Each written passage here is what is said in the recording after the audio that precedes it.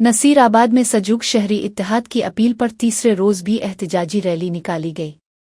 Rally تعلقہ اسپتال کی عمارت کی تکمیل اور رورل ہیلتھ سینٹر میں سہولیات کی شدید کمی کے خلاف شاہ لطیف پارک سے شروع ہو کر آرتھر برانچ تک نکالی گئی۔ ریلی کی قیادت زوار محمد ملوک لغاری، کامریڈ آصف کاٹھیو، عارف بروہی، شہزاد مگنہار اور دیگر رہنماؤں نے کی۔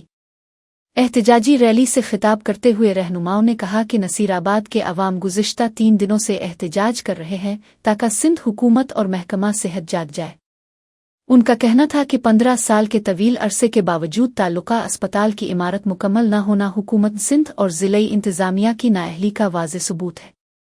رہنماؤں نے مزید کہا کہ نصیر آباد کے عوام اب بیدار ہو چکے ہیں اور اگر جلد تعمیری کام مکمل نہ کیا گیا تو احتجاجی تحریک مزید تیز کی جائے گی۔